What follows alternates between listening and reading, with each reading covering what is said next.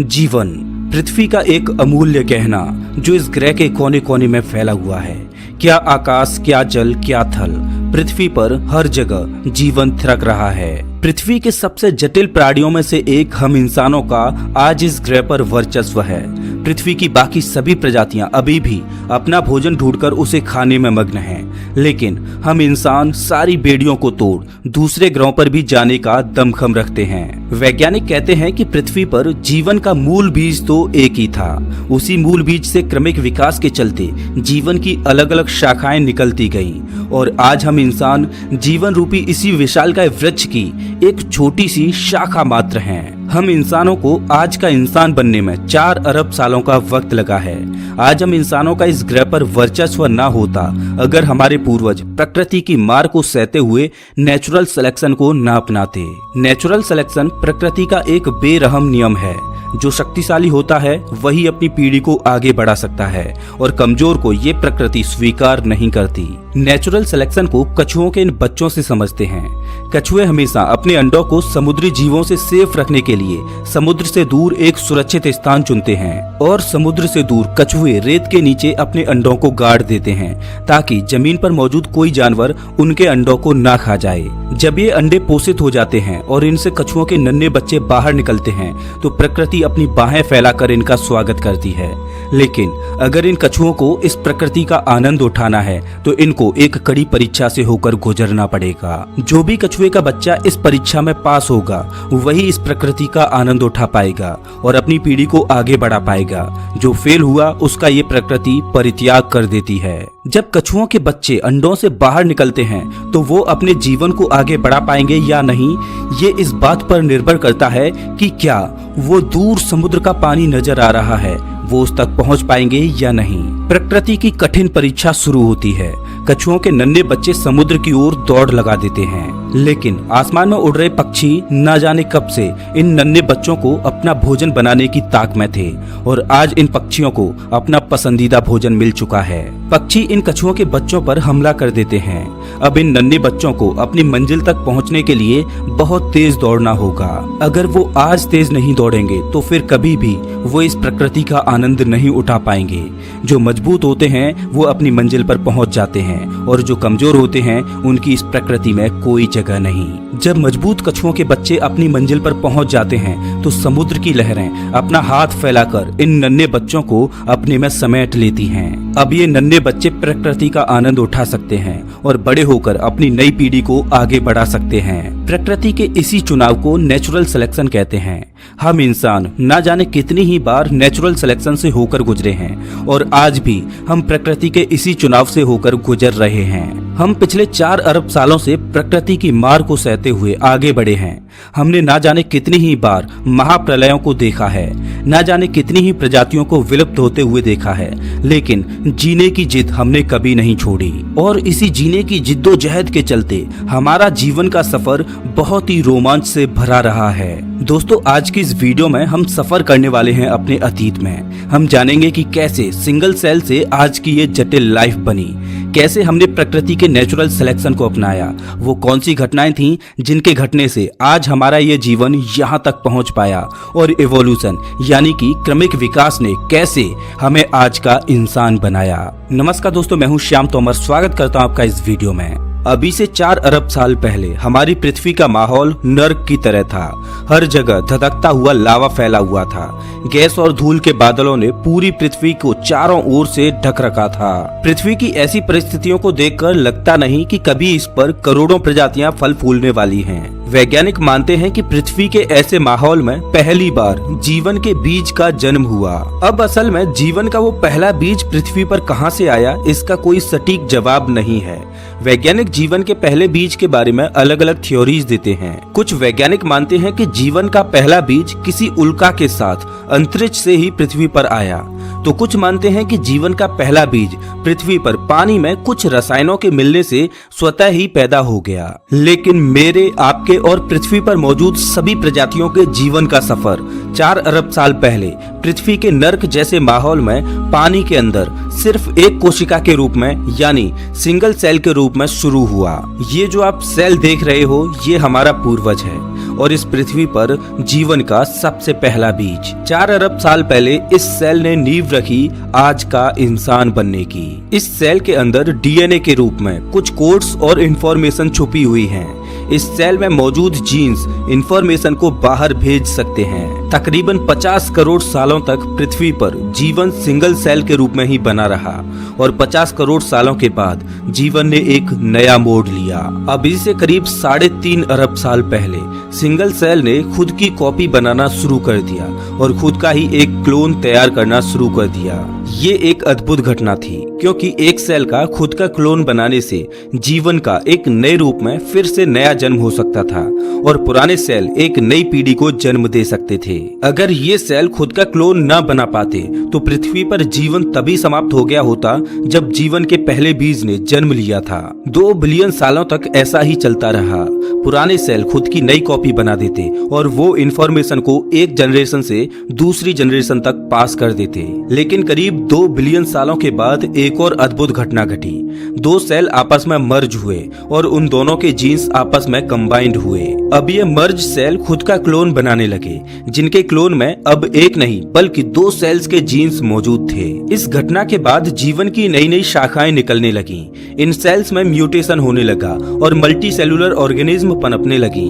जीवन धीरे धीरे जटिल होता गया। इन्हीं सेल्स से पानी के अंदर नई नई प्रजातियां बनती गईं, जिनमें से एक प्रजाति के जीव हमारे पूर्वज थे जिनसे हम बने। ये हैं महज 3 इंच लंबे वाटर वॉर्म, जो अभी से 5.5 मिलियन साल पहले पाए जाने वाले हमारे पूर्वज हैं। लेकिन ये अभी पूरी तरह से अंधे हैं। अभी तक इन्हें प्रकाश को देखने की जरूरत ही महसूस नहीं हुई, तो कुदरत ने इन्हें अभी तक आंखें भी नहीं दी। लेकिन अब वो समय आ गया है जब इन्हें अपनी पीढ़ी को आगे बढ़ाने के लिए और खतरों से बचने के लिए आंखों की जरूरत है। इसके बाद करीब 20 मिलियन सालों का वक्त लगा ऐसे सेल्स बनने में जो प्रकाश को देख पाए और फाइनली इन वाटर वॉर्म का अंधेरा समाप्त हो गया। अब ये पहली बार इस रंगीन दुनिया को अपनी आंखों से देखने योग्य बन गए, क्योंकि अब हमारे पूर्वजों की आंखें बन चुकी थीं। अब हमारे पूर्वज इस दुनिया को अपनी आंखों से एक्सप्लोर कर रहे थे, लेकिन अब आंखों के द्वारा देखी गई इस इंफॉर्मेशन को प्रोसेस करने के लिए एक और चीज की जरूरत थी और उस जरूरत को पूरा करने के लिए आंखों के पीछे एक छोटा सा दिमाग विकसित होता गया। अब हमारे पूर्वज इवोल्यूशन के चलते एक वर्म न रहकर एक मछली के आकार जैसे बन गए। हमारा दिमाग अब छोटे मोटे सिंपल डिसीजंस ले सकता था, इंफॉर्मेशन को प्रोसेस कर सकता था। लेकिन जैसा कि मैंने आपको अभी बताया था कि सेल्स में म्यूटेशन की वजह से कई तरह की प्रजातियां बनती गईं, जिनमें से कुछ खतरनाक भी थीं। और ऐसी ही खतरनाक प्रजातियों से अब हमें खतरा था। अगर हमें जीवित बचकर नेचुरल सिलेक्शन का हिस्सा बनना है तो हमें इन खतरनाक जीवों से बचना होगा। और इवोल्यूशन ने अपना काम किया। समुद्र के पानी में सरवाइव करने के लिए हमारी चमड़ी अब कठोर हो चुकी थी। हमारे जबड़े और मजबूत दांत भी बन चुके थे। अब छोटे मोटे शिकारियों से हम अपनी रक्षा कर सकते थे। अभी से 375 मिलियन साल पहले हम एक आर्मर्ड फिश बन चुके थे। हमारी लंबाई तकरीबन 1 फुट थी और हमारा भोजन छोटी छोटी मछलियां थीं। लेकिन अभी भी समुद्र पर राज तो किसी और का ही चल रहा था।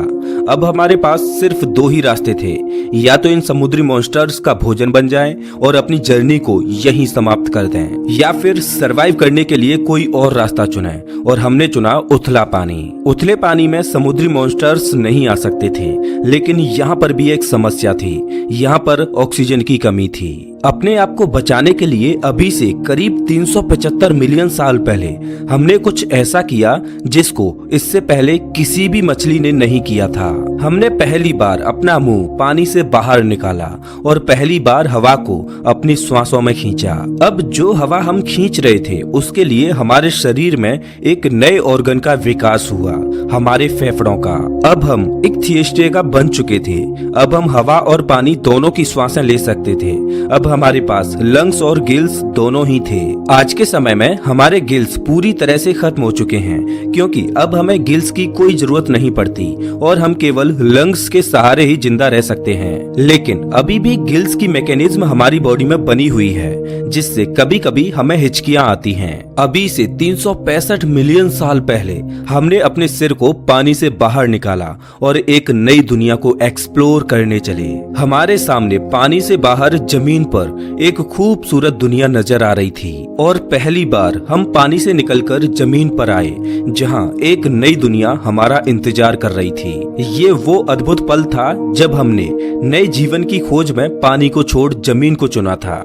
यहाँ हमारे लिए खाना भी था और सांस लेने के लिए हवा भी थी। एक थियोस्टेगा वो मछली थी जो पानी से बाहर निकली थी, लेकिन यहाँ पर सूर्य की रोशनी तेज थी, तो उसको सहन करने के लिए हमारी चमड़ी और मोटी होती गई। अब हमने जमीन पर जीना सीख लिया था। हमारे पूर्वज अपने वंश को आगे बढ़ाने के लिए अंडों को जन्म देते और कुछ दिन बाद उनसे नवजात बच्चे निकलते और धरती की ये नई दुनिया उनका स्वागत करती। जब वो इस नई दुनिया को एक्सप्लोर करते तो इंफॉर्मेशन को प्रोसेस करने के लिए दिमाग और विकसित होता गया, हमारी बुद्धि का विकास होता गया और ये जरूरी भी था, क्योंकि भविष्य में बुद्धि की वजह से ही हम सरवाइव कर पाएंगे। लेकिन पृथ्वी की इस जमीन पर हम अकेले नहीं थे। यहाँ भी हमारे कॉम्पिटिटर मौजूद थे, जिनसे हमें अपने भोजन के लिए लड़ाइयाँ लड़नी पड़ती। इस कंपटीशन को बीट करने के लिए हमारी बॉडी में फिर से म्यूटेशन के चलते बदलाव हुए और हमारे जबड़े की मसल्स मजबूत होती गईं, जिससे हम बहुत ही तेजी से ज्यादा खाना खा सकते थे। अब हम अपने कॉम्पिटिटर्स के मुकाबले काफी मजबूत बन चुके थे और अपने कॉम्पिटिटर्स का शिकार करने में भी सक्षम हो चुके थे। लेकिन सब कुछ हमेशा एक जैसा नहीं चलता, परिस्थितियां हमेशा बदलती रहती हैं और ऐसा ही अभी से 250 मिलियन साल पहले हुआ। साइबेरिया में पिघले हुए रॉक्स पृथ्वी की क्रस्ट से बाहर निकलने लगे। इस मैग्मा की वजह से हानिकारक कार्बन डाइऑक्साइड गैस ने सूरज की हीट को पृथ्वी के एटमॉस्फेयर में ट्रैप करना शुरू कर दिया, जिससे पृथ्वी का तापमान बहुत ज्यादा बढ़ गया। पृथ्वी के ऐसे माहौल में वेजिटेशन खत्म होने लगा, प्लांट्स को खाने वाली प्रजातियां खत्म होने लगी, जिससे मीट को खाने वाली प्रजातियां भी खत्म होने लगी और देखते ही देखते पृथ्वी की 95% प्रजातियां खत्म हो गईं। बची हुई 5% प्रजातियों में हम थे और अन्य प्रजातियों के जीव जो एक दिन डायनासोर बनने वाले थे। धीरे धीरे प्रकृति की मार खत्म हुई और पृथ्वी का माहौल फिर से खुशहाल होता गया। जब वोल्केनिक इरप्शन की वजह से पृथ्वी पर मास एक्सटिंक्शन हुआ, तब हम एक बड़ी छिपकली की तरह दिखते थे। लेकिन इस समय पीरियड में मास एक्सटिंक्शन के बाद अब हम एक बड़ी बिल्ली के आकार जैसे दिखाई देते हैं। अब हम अपने शरीर को घसीट कर नहीं चलते, बल्कि अपने पैरों के सहारे आगे बढ़ने का दमखम रखते हैं। एक बड़ी छिपकली से इस आकार तक पहुंचने में हमें 30 मिलियन सालों का वक्त लगा है, जो कि अभी से 220 मिलियन साल पहले इवॉल्व हुए। ये प्रजाति एक भीषण प्राकृतिक आपदा को सहकर यहाँ तक सरवाइव कर पाई है, लेकिन धरती पर हम इकलौते नहीं हैं जिसने ये आपदा सहन की। कोई और भी है जिसका विकास ऐसे हुआ कि उसकी अब इस धरती पर हुकूमत चलती है। ये हैं डायनासोर। अब इनका ही जमाना है। अगर हमें इस धरती पर सरवाइव करना है तो हमें इनसे अपने आप को बचाना होगा। ये डायनासोर छोटे रेप्टाइल से इवॉल्व होकर मास एक्सटिंक्शन को सहते हुए यहाँ तक पहुँचे हैं। डायनासोरों का विकास हमारी तुलना में बहुत तेजी से हुआ है, इसीलिए आज ये बहुत ही विशालकाय बन चुके हैं। इन भूखे डायनासोरों से बचने के लिए अब हमें नेचुरल सिलेक्शन को अपनाना होगा। हमें ऐसा बनना होगा कि हम इनकी नजरों से छुप सकें और करोड़ों सालों तक छुपन छुपाई का खेल खेलते हुए अभी से 66 मिलियन साल पहले नेचुरल सिलेक्शन के चलते हमारा साइज छोटा होता गया और हम एक छछूंदर की तरह दिखने लगे। हम जमीन के अंदर बिल बनाकर अपने आप को छुपाने लगे। अब हमें डायनासोरों के द्वारा देख पाना आसान नहीं था। हमारे शरीर पर घने बाल थे, तो जब भी हमें सर्दी लगती तो हमारे बाल खड़े हो जाते, जिससे हवा हमारे बालों में कैद हो जाती, जो इंसुलेशन का काम करती और हमें ठंड से बचाती। आपने देखा होगा कि सर्दियों में आज भी हमारे रोंगटे खड़े हो जाते हैं। हालांकि अब हमें इनकी कोई जरूरत नहीं पड़ती, तो अब हमारे शरीर पर बाल भी कम हैं, क्योंकि अब हम अपने अनुकूल वातावरण बना सकते हैं और आर्टिफिशियल चीजों की मदद से वातावरण के अनुकूल अपने आप को ढाल भी सकते हैं। खैर, अब भी डायनासोरों का खतरा हमेशा ही बना रहता था, तो हमें चौकन्ना रहना होता था और जिससे पहले डायनासोर हमें देखें उससे पहले हमें उनका आभास होना चाहिए था। हमने एक बार फिर से नेचुरल सिलेक्शन को अपनाया और हमारी इंद्रियां और ज्यादा शार्प होती गईं। हमारे देखने, सुनने और डायनासोरों को सूंघने की क्षमता बढ़ती गई और इससे पहले डायनासोर हमें देखते हम चौकन्ने हो जाते। अब हमारा दिमाग और जटिल होता जा रहा था क्योंकि अब हमें सिचुएशन के हिसाब से तुरंत फैसले लेने की जरूरत थी। अब इंसानियत का भविष्य इस छोटी सी प्रजाति पर डिपेंड है। अगर ये अपने छोटे से दिमाग और तेज सेंसेज का इस्तेमाल करने में फेल हुए तो हमारा कोई अस्तित्व नहीं। लेकिन इन्होंने इस बाधा को भी पार करना सीख लिया। हम इंसानों के लिए अगर कोई अच्छी चीज हुई है तो वो थे डायनासोर। उन्हीं की वजह से आज हमारे पास एक तेज दिमाग और पावरफुल सेंसेज हैं। इससे पहले हमारे पूर्वज अंडे दिया करते थे, लेकिन सिचुएशन कुछ ऐसी थी कि जहां खुद अपनी जान बचाने के लिए लेने के देने पड़ रहे थे, तो ऐसे माहौल में भला ये अपने अंडों की देखभाल कैसे करते। तो इन्होंने एक बार फिर से नेचुरल सिलेक्शन को अपनाया और कुदरत ने इन्हें एक और शक्ति दी। वो शक्ति थी एक जिंदा बच्चे को जन्म देने की। अब बच्चों का विकास शरीर के बाहर नहीं बल्कि शरीर के अंदर कोख में होने लगा और उन नन्हे बच्चों को भोजन देने के लिए हमारी स्वीट ग्लैंड्स विकसित होकर मेमोरी ग्लैंड में बदल गईं, जिससे अब हम इस काबिल हो गए कि अपने नन्हे बच्चों को दूध पिलाकर उनकी भूख शांत कर सकते थे। इस नेचुरल सिलेक्शन की वजह से अब हमारी प्रजाति का इस दुनिया में सरवाइव करना आसान हो गया। ये सिंगल सेल से इंसान बनने के सफर में हमारे लिए बहुत बड़ी उपलब्धि थी।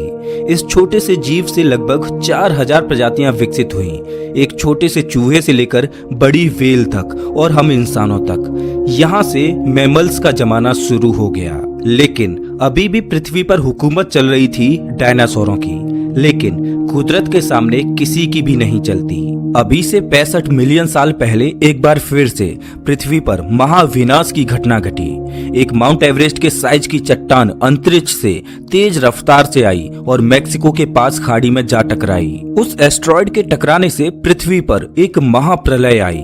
धूल के बादलों ने संपूर्ण पृथ्वी को चारों ओर से घेर लिया। इम्पैक्ट की वजह से जगह जगह पर ज्वालामुखी फटने लगे।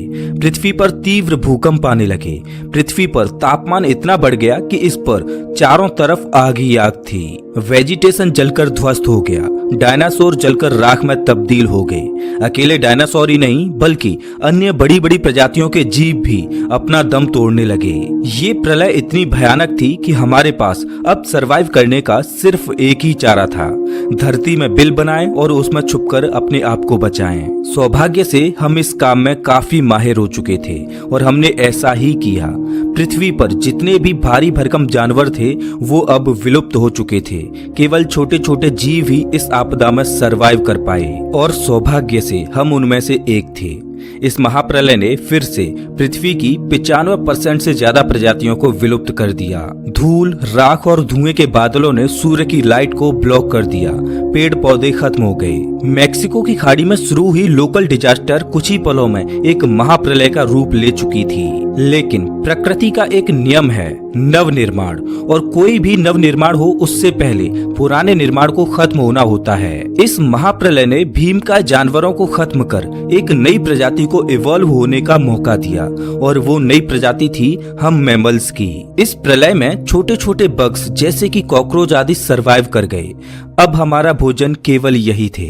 इन्हें ही खाकर हमारे पूर्वजों ने अपनी भूख शांत की और अपने आप को जिंदा रख पाए। आज हम इस धरती पर हैं तो इसमें बहुत बड़ा हाथ इन कॉकरोचों का भी है जिनको खाकर हमारे पूर्वज जिंदा रहे। अगर आप घर में कोई कॉकरोच देखें तो उसको थैंक यू जरूर बोलना, क्योंकि उन्हीं की वजह से आज हमारा अस्तित्व है। अब पृथ्वी पर मैमल्स डोमिनेट कर रहे थे।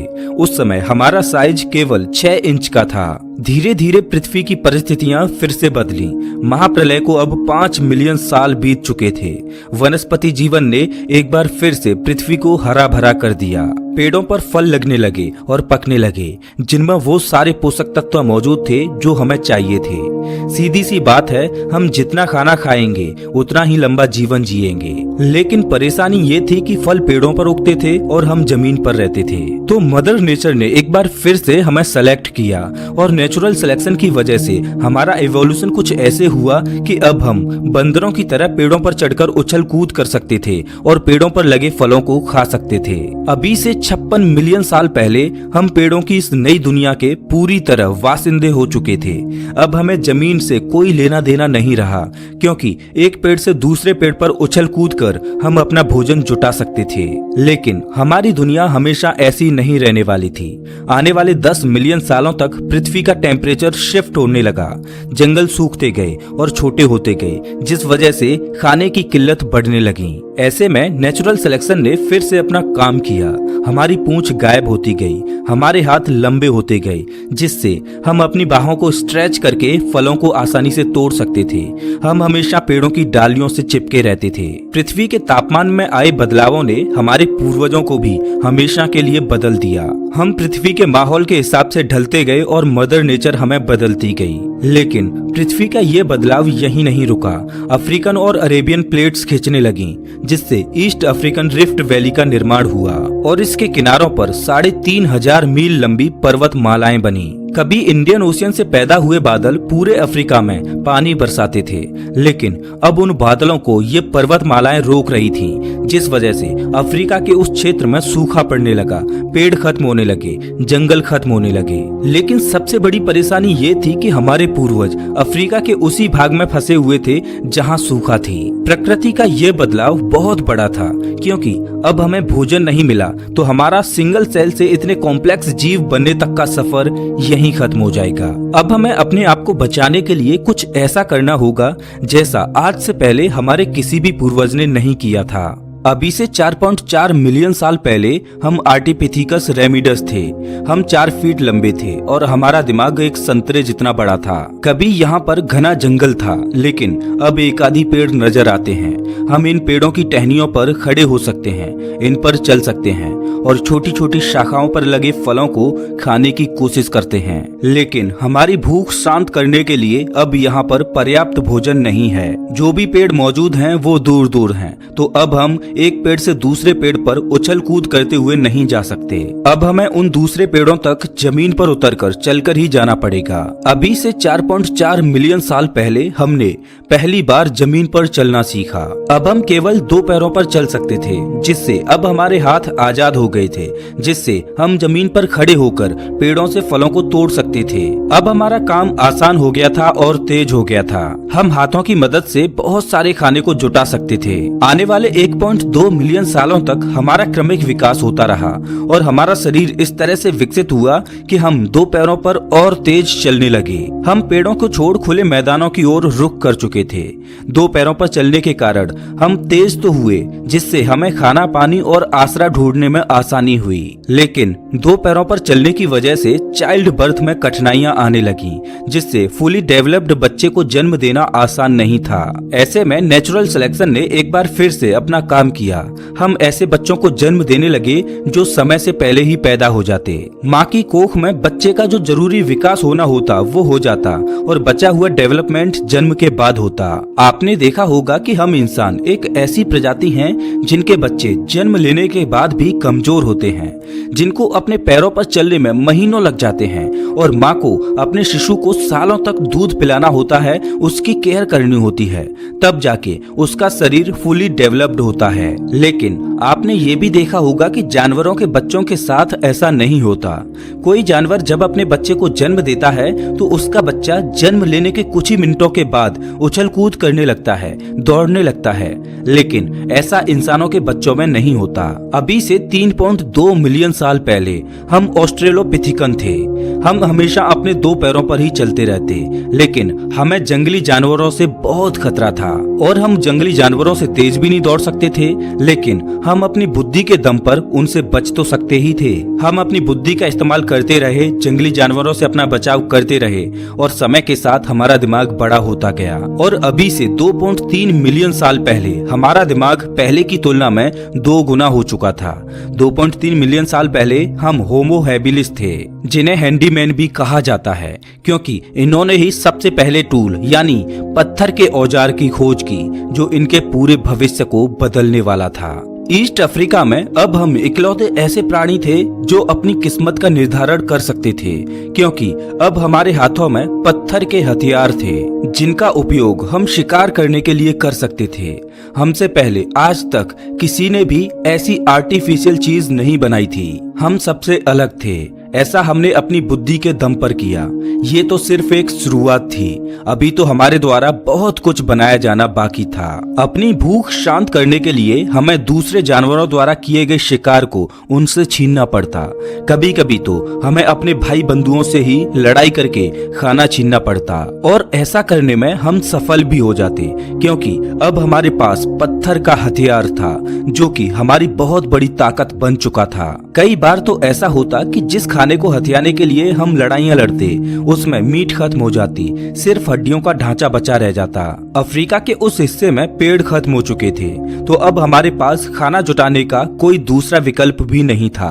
तो हमने अपने द्वारा हथियाई गई हड्डियों को तोड़ना शुरू कर दिया, जिनके अंदर बोन मैरो मौजूद थी, जिसमें वो सारे न्यूट्रिशन थे जो हमारी बॉडी को सरवाइव करने के लिए चाहिए थे। हमारा लक अच्छा होता तो हमें ताजा मीट भी मिल जाती, नहीं तो सिर्फ बोन मैरो खाकर ही काम चलाना पड़ता। मजबूत हड्डियों के अंदर लॉक बोन मैरो को बाहर निकालने के लिए अब हमारे हाथों में एक शानदार टूल था। समय के साथ हम पत्थर के औजारों को जितना इस्तेमाल करते गए उतना ही हम उनको अच्छी तरह से पकड़ने में सक्षम होते गए। समय के साथ हमारे हाथों के अंगूठे बड़े होते गए, जिस वजह से टूल्स को होल्ड करना आसान हो गया। आज भी हमारे दैनिक जीवन में अंगूठे का बहुत उपयोग है। बिना अंगूठे के तो मानो हम अधूरे ही हैं। आज आप जिस पेन को पकड़कर लिख पाते हो, ये संभव हो पाता है सिर्फ अंगूठे की वजह से। इसके अलावा हम अन्य चीजों को अपने हाथों में बड़ी ही आसानी से होल्ड कर सकते हैं। ऐसा हो पाता है सिर्फ एक ही वजह से, क्योंकि अभी से 2 मिलियन साल पहले हमारे पूर्वजों ने पत्थरों के जो टूल्स यूज किए थे, उन्होंने हमारी बॉडी के स्ट्रक्चर को ही बदल दिया। क्रमिक विकास चलता रहा और आज से 1.8 मिलियन साल पहले हम होमो इरेक्टस बने।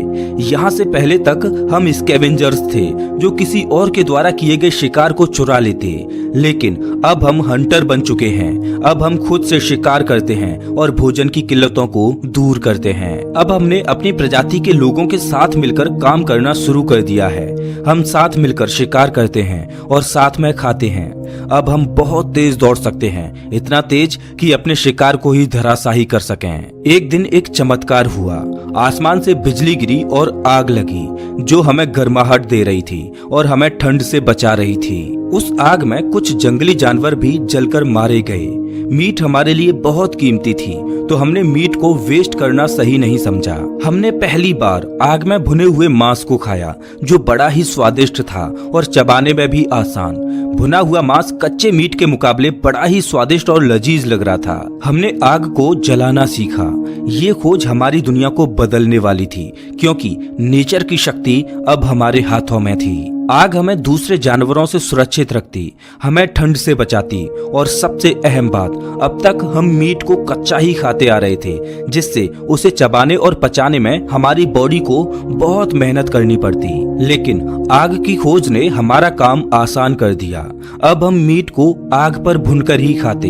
भुनी हुई मीट को चबाने में हमारे जबड़ों की मसल्स को कम जोर लगाना पड़ता और उसे पचाने में भी बॉडी को कम ऊर्जा खर्च करनी पड़ती। अब वो बची हुई ऊर्जा हमारे दिमाग में खर्च होने लगी, जिससे हमारा दिमाग बड़ा होने लगा और हम स्मार्ट होते गए। लेकिन अभी भी हम एक दूसरे से ठीक से कम्युनिकेट नहीं कर पा रहे थे, जिस वजह से एक दूसरे को समझ पाना हमारे लिए मुश्किल था। लेकिन नेचुरल सिलेक्शन ने अपना काम किया। हमारे गले की मसल्स में बदलाव हुए, जिससे अब हम तरह तरह की आवाजें निकाल सकते थे।